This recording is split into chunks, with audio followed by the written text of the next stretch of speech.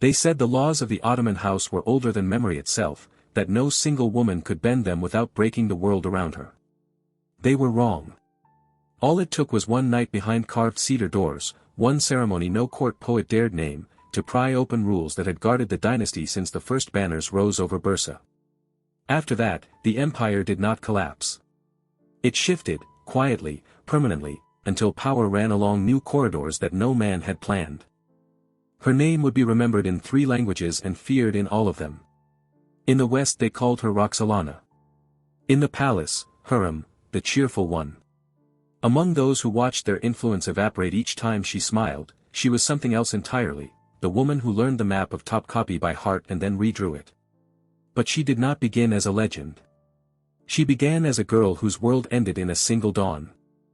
Riders thundered through a wooden churchyard in the borderlands, iron flashing like small suns. A priest's daughter, red-haired, quick to laugh, quicker to learn, was torn from her mother's hands and swept south along the Black Sea. Keith's slave market taught her the first lesson she would never forget: survival is a negotiation. The second came later: power is the art of making your opponent think the negotiation is their idea. By the time the eunuchs of the imperial household delivered her to the old palace, the girl had already put away tears as a luxury. She listened. She watched. She let the tutors think they were remaking her. Ottoman Turkish flowed into her mouth, Persian poetry lodged in her memory, a soft-spoken matron taught her how to walk as if floating, how to let silence bloom into anticipation. Hürrem did not learn to entertain. She learned to direct. Beyond the latticework, another life, another education, was unfolding. The new Sultan, Suleiman, had inherited a state stretched so far across 3 continents that it required 2 calendars to manage its wars. He wrote verse at night and judgments at dawn. He loved law and music in equal measure. Court envoys would later describe his gaze the way sailors describe sudden weather: you did not see it coming, and then it was everywhere. Tradition insisted the Sultan's bed was a river with many tributaries that never met. A concubine bore one son, then retired from his presence forever. That arithmetic kept mothers from becoming factions and factions from becoming wars. It had worked, brutally, efficiently, for centuries. It would work until Hürrem decided it wouldn't. Their first meeting was hardly a meeting at all. A recitation. A gift of laughter at the exact moment a poem required a breath. He noticed the timing before he noticed the voice, and the voice before he noticed the girl. She noticed the order in which he noticed. From that point forward, each step was placed on a tile no one else could see. Years do not pass quickly in a palace, they accumulate. One child, then another. Whispers in corridors that used to belong to someone else.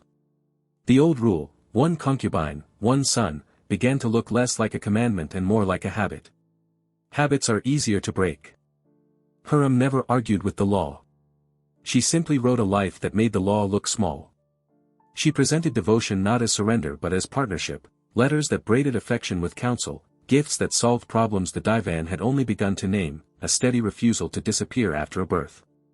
Every time Suleiman tried to send her away in the old style, the empire inconveniently needed her again, sometimes in a poem, sometimes in a policy. Opposition blossomed as fast as her influence.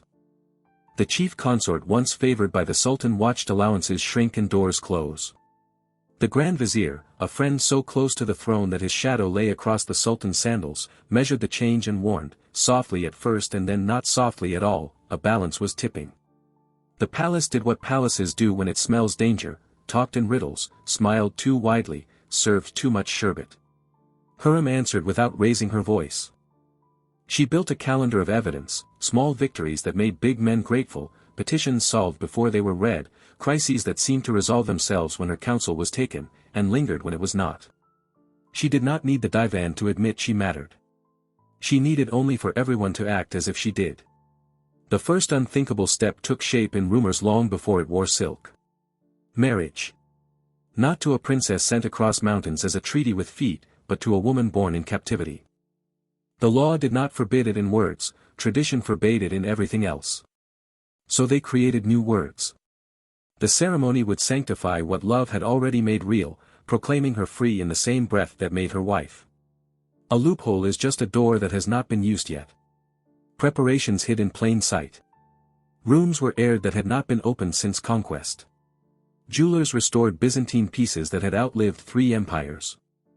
The old palace caught a mysterious fire, nothing fatal, everything useful, just enough to justify transferring certain apartments to the only place in Istanbul where work never slept, Topkapi, the beating heart of command.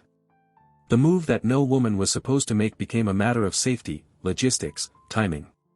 Once done, it could not be undone.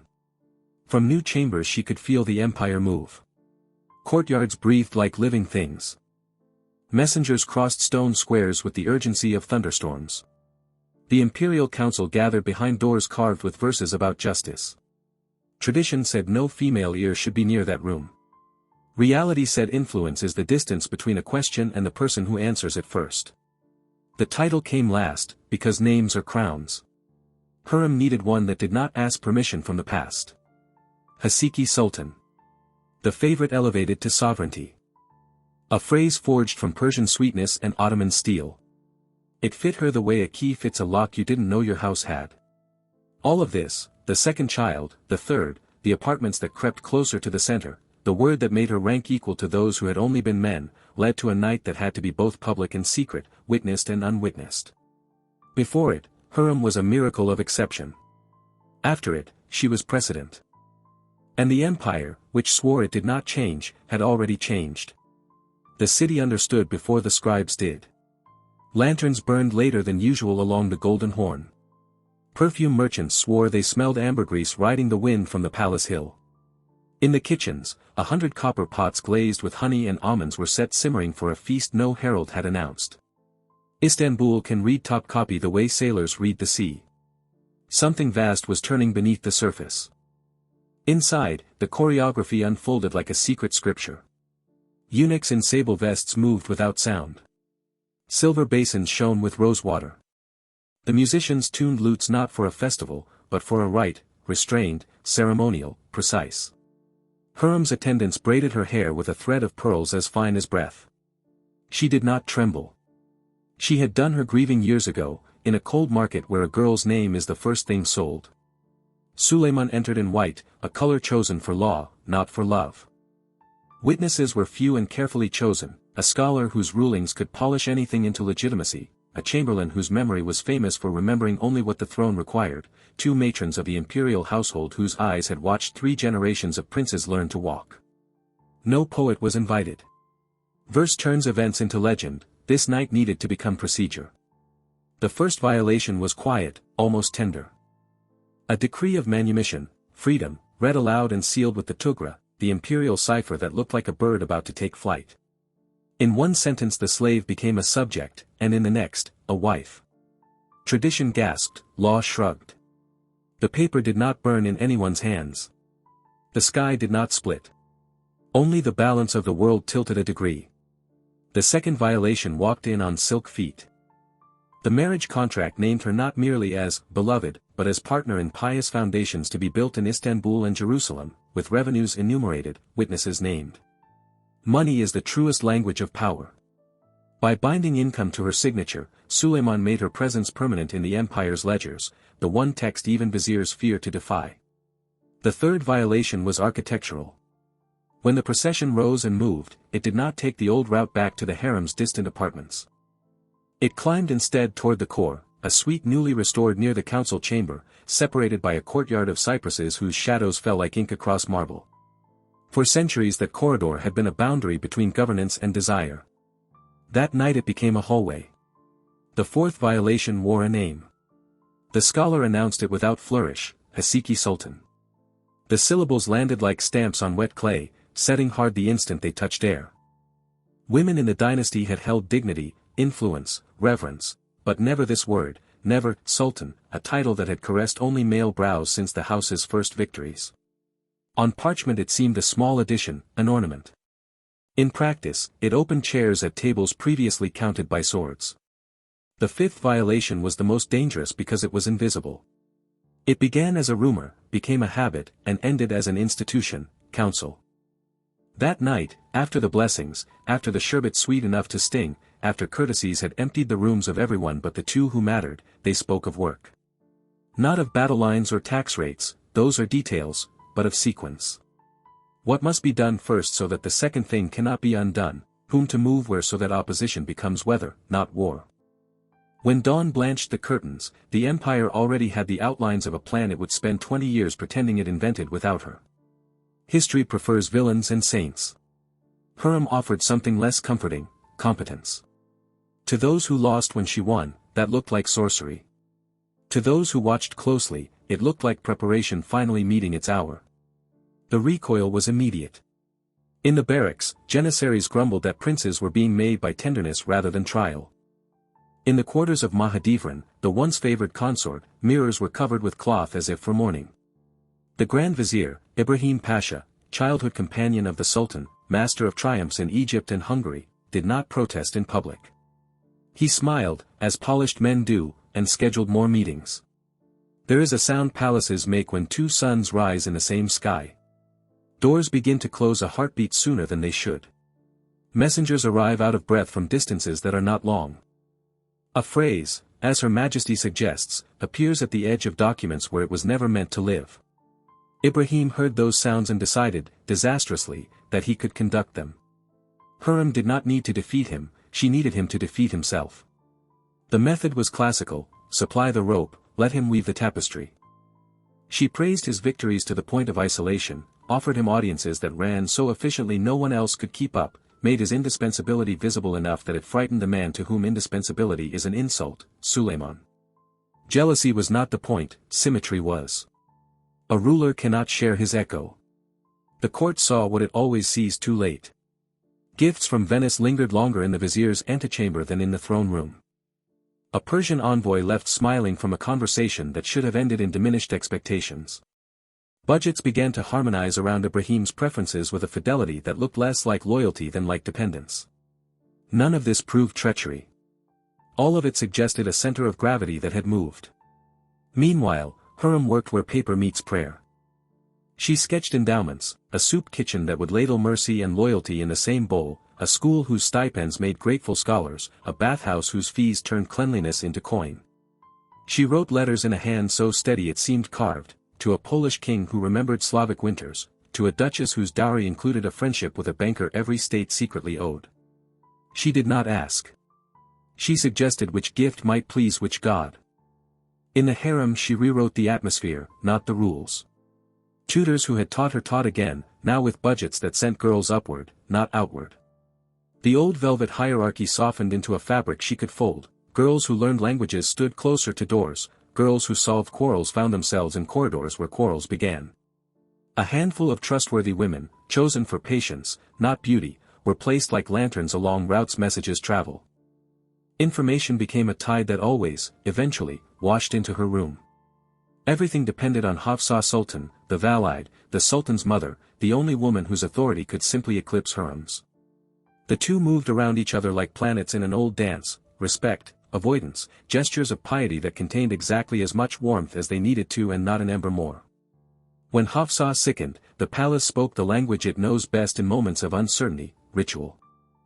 Physicians visited, prayers were said in measured quantities, corridors filled with the rustle of hope and calculation. She died surrounded by all the proper sounds. Whether a hand helped the hour arrive is a subject archives prefer to let dust adjudicate. With the Valide gone, the last high canopy that shaded Hürrem's rise folded away. Ibrahim's end followed, as ends do, at night. Summoned to dine, he wore confidence like a cloak. When he left the hall the walls behaved as if they had been waiting to learn how tall he truly was without it. Silk cords do their work in silence. By morning, the empire rehearsed its shock so perfectly that it nearly believed it. The official line spoke of hubris, the unofficial line spoke of necessity. Hürrem spoke not at all.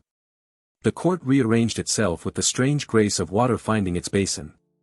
New alliances budded along the paths she watered. Old friends learned how to be useful in ways that did not require being central. The divan discovered that advice offered in the late afternoon, after a certain door had opened and closed, passed into law more smoothly than counsel offered at noon.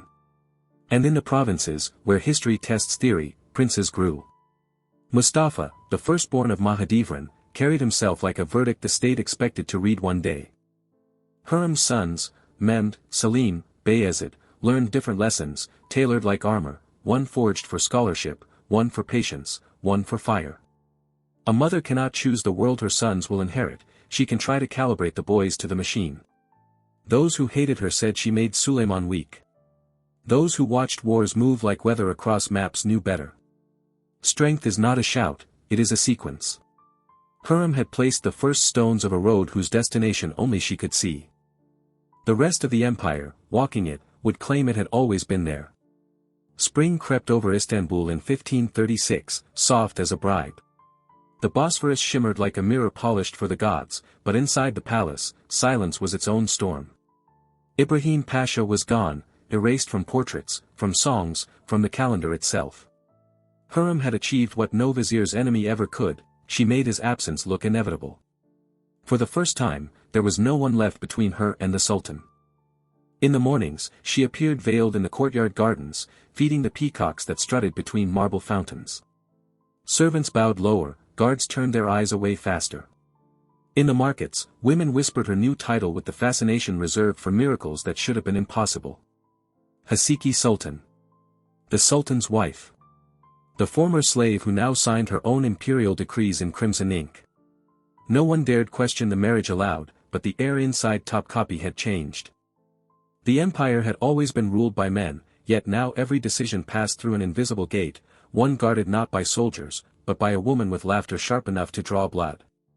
The old law forbade women from stepping foot into the council chambers. So Hürrem never did. Instead, she built a window. Literally. A narrow slit carved into the wall behind a silk-draped screen, its lattice woven fine enough to hide her face but wide enough to carry sound. From there, she could hear everything, the arguments of viziers, the ambitions in their voices, the tremors in their loyalties. The chamberlain called it an architectural curiosity. Historians would later call it the birth of a secret government. Whenever Suleiman returned from council, she already knew the verdicts. He would find her waiting, calm, smiling, sometimes already holding the documents he had just ordered written. No raised voices, no declarations, only quiet precision that made defiance feel redundant. While men ruled through armies, Hürrem ruled through information. She gathered her power in whispers. Her eunuchs became her spies, moving like shadows between kitchens and corridors. Her handmaidens traveled with gifts to foreign ambassadors, returning with rumors wrapped in perfume and parchment. The Venetian envoy wrote home that, a woman unseen directs the empire as deftly as any general commands his legions. Letters traced across the continent, between Hürrem and the kings of Poland, the dukes of Austria, even the Pope's envoys who cloaked their curiosity in piety. Her signature, delicate and sure, carried more authority than most royal seals. She negotiated ransoms, trade agreements, and even prisoner exchanges, her correspondence laced with charm and veiled threats. In one letter preserved in Krakow, she addressed the King of Poland not as a foreign ruler but as an equal. "The sea does not ask permission before touching another shore," she wrote. So too does friendship between rulers need no permission from priests. Her words traveled further than armies. In 1534, the old palace caught fire. Flames licked through wooden roofs as if guided by unseen hands. It was convenient, too convenient, for the Hasiki Sultan. The blaze provided the perfect excuse to move her and her children into Topkapi, right beside the chambers of state. No investigation was ever completed. No culprit ever found. The palace chroniclers described it as an accident. The city called it destiny. From that day, her apartment stood only a corridor away from Suleiman's private quarters. Between their rooms, architects built a secret passage, a tunnel of stone and silence, used only by the two of them. Through it, she could reach him at any hour, bypassing guards, viziers, and the suffocating protocols of empire. It was more than intimacy. It was access. With each step through that passage, the invisible barrier between the harem and the throne dissolved. Ministers who once believed the harem a cage now realized it was becoming a command center. Children were no longer her vulnerability, they were her army. Each son was a claim, a seed planted in the future. Her eldest, Mehmed, grew into a scholar and poet like his father. Selim, cunning and impulsive, charmed the soldiers who guarded the palace gates. Bayezid burned with ambition that frightened even his tutors. Each boy reflected a piece of her, beauty, intelligence, fire, but only one could survive to inherit the empire. Ottoman law demanded it: when one prince became sultan, his brothers would die. Hürrem knew it before anyone said it aloud. She smiled through every festival, every feast, every day of celebration, knowing that beneath the gold and silk, her sons were growing toward each other like blades drawn from the same scabbard. She whispered lessons to them in private, teaching not affection, but endurance. Power, she told them, is not won by the sword. It is kept by silence. But power does not exist without enemies. Mahidevran, mother of Mustafa, the Sultan's firstborn and once the empire's brightest hope, still held the hearts of the Janissaries and the favor of the army. Her son was noble, disciplined, adored by the soldiers who called him Mustafa the Just. To them, he was the true heir. To Hürrem, he was a loaded pistol aimed at her children's throats. For years, the two women played a game of appearances. They exchanged gifts during festivals, shared public courtesies, and prayed side by side. Yet every glance carried poison. Hürrem began to spread small seeds of doubt, harmless at first. She whispered that Mustafa grew too close to foreign envoys, that his servants spoke Persian a little too fluently, that his letters carried a tone of command rather than deference. It was enough. In the Ottoman court, suspicion was fertilizer. It grew fast. Suleiman loved both women once, but only one remained in his sight. The other lingered in the margins of memory, watching her son drift further from favor. When she tried to plead his case, the Sultan's silence was colder than any verdict. In 1553, the empire marched east against the Persians. Mustafa led the vanguard, a prince among soldiers, cheered wherever he rode. But behind him, in the folds of command, letters moved like serpents. Documents forged by Hürrem's allies accused the prince of treason, letters written in his hand, sealed with his own signet, pledging allegiance to the Safavid Shah. The evidence was perfect because it was designed to be. When Suleiman summoned Mustafa to his tent near Konya, the prince came unarmed, as custom demanded. He knelt before his father, expecting honor. What he found were the bowstrings of the mute executioners waiting behind the silk curtains. The tent shuddered once, twice, and fell silent. By morning, the empire trembled. The Janissaries rioted, mourning the prince they called their lion. Cities whispered that the Sultan had gone mad, bewitched by his foreign wife. Even the mosques echoed with curses murmured under the breath. And yet, through it all, Hürrem remained untouchable. She did not celebrate. She did not appear. She simply continued to write letters, manage endowments, and guide her son's education as if nothing had happened. The greatest act of power is not triumph, it is composure. Mustafa's death reshaped the empire. The army's loyalty fractured. The provinces stirred. And for the first time, foreign courts began to see the Ottoman throne as two shadows, not one, the man crowned in gold, and the woman crowned in silence. Venetian ambassadors adjusted their strategy accordingly. To reach the Sultan's heart, one wrote, one must first pass through the queen of the harem. The term queen was blasphemy in Istanbul, but perfectly accurate in every other tongue. Hürrem Sultan had remade the meaning of empire without ever lifting a sword. When Prince Mustafa's body was carried through the camp at Konya, the wind itself seemed to recoil. Soldiers who had followed the Sultan across deserts and mountains now spat on the ground as he passed. Some wept, others tore the emblems from their armor. For the first time in his reign, Suleiman's authority wavered, not under foreign assault, but beneath the weight of his own guilt. Inside the tent, the candles still burned where the executioners had stood. Hürrem was hundreds of miles away in Istanbul, yet every courtier swore they felt her presence in that room.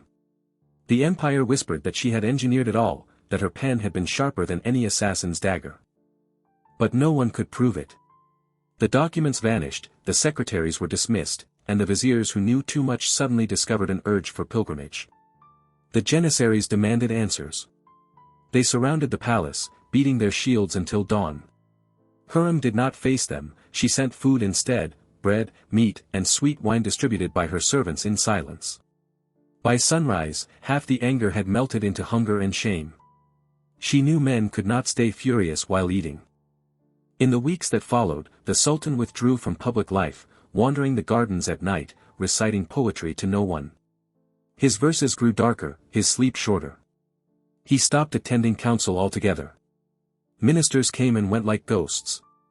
The only constant presence at his side was the woman history would one day call his equal. Mustafa's death left the empire trembling on a question: who would succeed? There were 3 sons left, each molded by Hürrem's hand yet none without flaws. Mehmed, the eldest, gentle, scholarly, beloved. Bayezid, reckless, brave, prone to defiance. Selim, clever, pliable, with a mind like still water hiding its depth. Fate made the choice first. Mehmed died suddenly in 1543 while governing Manisa. Fever, said the doctors. Poison, said the palace. Hürrem's grief was real, but she did not let it halt her work. She ordered a mosque built in his name, its domes bright with tiles the color of mourning. Mourning became architecture. After Mehmed's death, the rivalry between Selim and Bayezid turned feral. Both knew the law, one throne, one survivor. Hürrem tried to keep peace between them, writing letters like a surgeon suturing wounds she knew would reopen. Brothers are not enemies, she told them, though she herself did not believe it. Power loves permanence. Hürrem understood that to make her reign endure beyond her breath, she needed more than influence, she needed stone. She commissioned an empire of mercy in her own name: mosques, hospitals, schools, soup kitchens stretching from Jerusalem to Edirne. Every brick proclaimed her authority in the language of piety. The people who ate her bread or prayed beneath her domes did not see a foreign-born concubine, they saw the Sultan's chosen, the mother of princes, the benefactor of their hunger. In Jerusalem, her charitable complex became legend, a network of sanctuaries that fed the poor, sheltered travelers, and whispered her name in every call to prayer. The irony was exquisite: a woman once sold in a market now funded markets of faith. Back in Istanbul, she oversaw the construction of her crown jewel, the Haseki Hürrem Sultan Mosque, a masterpiece of domes and geometry, designed by Mimar Sinan himself. When the Sultan came to view it, she stood beside him as an equal. "For your people," she said softly, "and for my peace." The structure would outlive them both. By the 1550s, the empire's map was soaked in tension. Bayezid accused Selim of cowardice, Selim accused Bayezid of arrogance. Their mother begged them to reconcile, but her letters went unanswered. The court divided behind them, the janissaries betting their salaries on which prince would rise. When civil war finally erupted, Hürrem was too ill to intervene. Some said she tried to summon her sons to her bedside, but only Selim came. Bayezid marched against his brother, his banners glittering under the Anatolian sun, his soldiers chanting his name. Suleiman watched his own children's armies slaughter each other and felt the empire groan beneath his feet. Hürrem's years of maneuvering had made the dynasty strong but brittle, too many heirs, too much ambition, too much of her own cunning living on inside them. Bayezid's defeat was swift and merciless. He fled east, seeking refuge with Persia's Shah, the very enemy whose alliance Mustafa had been falsely accused of seeking.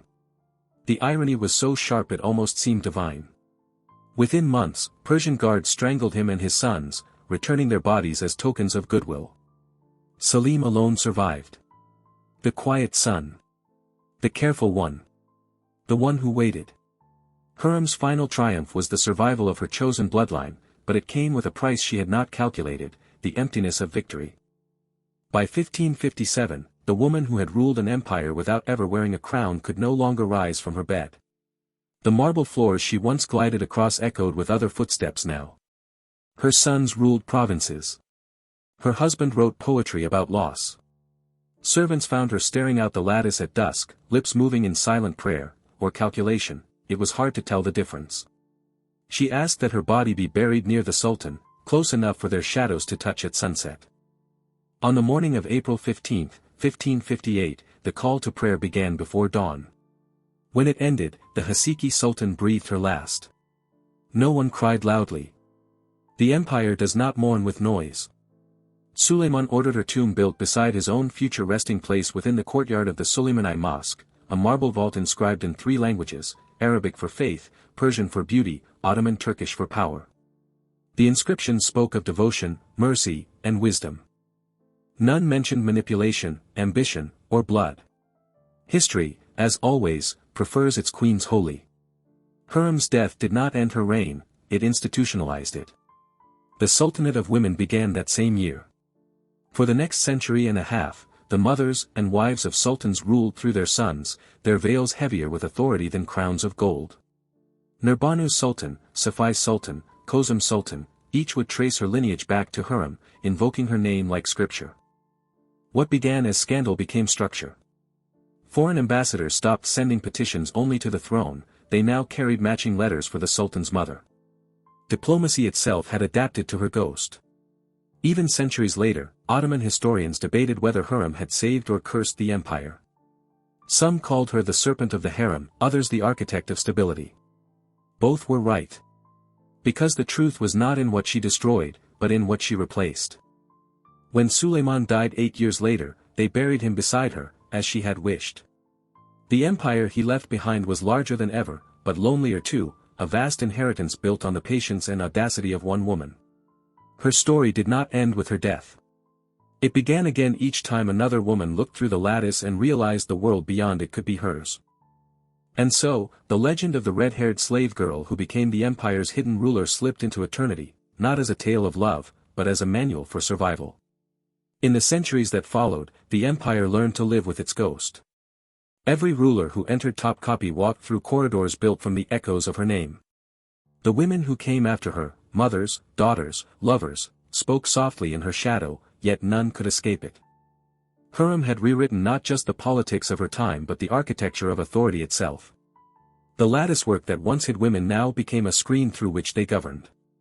To the outside world, the Ottoman court still appeared unchanged, a man upon a throne, viziers kneeling, soldiers saluting. But inside, decisions flowed through unseen channels, the harem's corridors, the private courtyards, the jeweled hands that delivered sealed messages in the night. Europe watched with fascination and fear. To them, the Ottomans had always been a riddle wrapped in silk and sword. Now that riddle had a woman's face. In Venice, pamphlets circulated calling her La Sultana Regina, the Queen Sultan. In Rome, priests debated whether a Christian captive had bewitched the mightiest Muslim ruler on earth. In Poland, her birthplace, ballads whispered that the girl from Rohatyn had avenged her homeland by ruling its conquerors. In France, poets romanticized her as a siren who had melted the East with her beauty. In England, she became cautionary legend, the foreign temptress who unseated a kingdom of men. But none of them saw the truth. Hürrem had not ruled with seduction. She had ruled with strategy. Her allure was not of the body but of the mind, the kind of intelligence that could smile in 3 languages and calculate in silence. Ambassadors who once courted sultans now courted sultanas. They brought silk instead of steel, jewels instead of demands. A new diplomacy was born, one that traveled through perfume, poetry, and gifts. It was subtler, and far more dangerous. Selim, her surviving son, inherited the throne in 1566 after his father's death. The court called him Selim the Sot, weak, indulgent, more devoted to wine and poetry than war. Yet behind his vices stood a system his mother had engineered to outlast her. The grand viziers who guided him were men loyal not to his strength, but to her memory. The palace she designed, its secret tunnels, its chambers of influence, still operated as she intended. The empire continued to expand, its armies disciplined, its coffers full. And when Selim died, his son Murad rose to rule, guided by his grandmother's blueprint. Even those who cursed her name could not undo her design. Her charitable foundations, mosques, schools, kitchens, still functioned like arteries of goodwill. Every loaf of bread distributed in her name was a reminder that power need not shout to endure. Every call to prayer from her minarets was a hymn to quiet revolution. Over the centuries, her image blurred between myth and memory. Painters imagined her as a temptress draped in rubies. Historians reimagined her as a schemer who drenched the palace in intrigue. Playwrights turned her into a tragic lover, poets into a martyr of desire. But in the archives, her handwriting still glows in brown ink, steady, elegant, deliberate. In one surviving note to Suleiman, she wrote, "You are the Sultan of the world, but I am the Sultan of your heart." Romantics read it as love. Strategists read it as policy. Perhaps both were true. Her story became the seed of legend, the enslaved girl who became empress, the foreigner who reshaped Islam's greatest dynasty, the mother whose sons inherited both crown and curse. After Hürrem's death, her descendants ruled from behind curtains for nearly 150 years. Kozum Sultan, her spiritual successor, governed through 6 reigns, commanding armies and issuing orders in her name. Hürrem Sultan built mosques that rivaled any sultans in grandeur. Safavi Sultan manipulated trade routes and foreign courts with letters laced in poetry and threat. Each of them owed their existence to the precedent Hürrem created. Each of them was accused, as she had been, of witchcraft, vanity, and sin. And each of them proved that sin, when wielded with intelligence, could become statecraft. Historians called it Kadinler Sultanati, the Sultanate of Women. A century and a half of veiled power. From the shadows of her chambers, an empire learned that control need not roar, it could whisper. Power, however, does not come without ghosts. By the 17th century, the very network she built began to consume itself. Courtiers plotted in the same tunnels she once used to listen. Mothers schemed against sons, wives against concubines, viziers against queens. The empire became a mirror maze of her own invention, every reflection beautiful, every reflection dangerous. The dynasty she strengthened eventually weakened under its own inheritance of suspicion. Yet even as sultans faltered, her legend grew. When Western travelers visited Istanbul in the 18th and 19th centuries, guides still pointed to her fountains, her mosques, her tomb beside Suleiman's. They said her spirit walked the palace at night, checking whether the empire still obeyed her. Some claim that the sound of bracelets clinking in empty halls was her ghost passing by. Modern historians often argue about what she truly changed. Did she free women or enslave them to new expectations? Did she save the empire or doom it with internal intrigue? Was she saint, sinner, or strategist? The answer, as always with power, is all of them. Hürrem's story endures because it is not about seduction, it is about survival. She was a woman who began with nothing and rewrote the world by understanding its weaknesses. She proved that empires are not only conquered by armies, they can be conquered by patience, by charm, by intellect, by timing. Every woman who learned to bend the rules without breaking them followed her example, knowingly or not. If you visit Istanbul today, walk through the courtyard of the Suleimani Mosque. Among the calligraphy and jasmine, you will find a domed mausoleum bathed in quiet light. Inside lies the woman once sold for coins, now immortal in marble. Her epitaph reads in gold. In faith, devotion, and compassion, she surpassed all women of her age. The stone lies. But it lies beautifully. Because beneath those words rests the most dangerous truth in history. Hürrem Sultan did not simply love a king. She became one. And so ends the tale of the slave who ruled an empire from behind a veil. A girl from the cold plains of Ukraine who remade the laws of Istanbul. A wife who turned a marriage into a revolution. A mother who traded tenderness for immortality. History remembers her as Hürrem Sultan. The palace called her Hasiki. But time calls her something else entirely. The woman who taught the world that love and power are never separate things. Because once, on a single forbidden night, she broke 5 sacred laws. And built a kingdom that still whispers her name.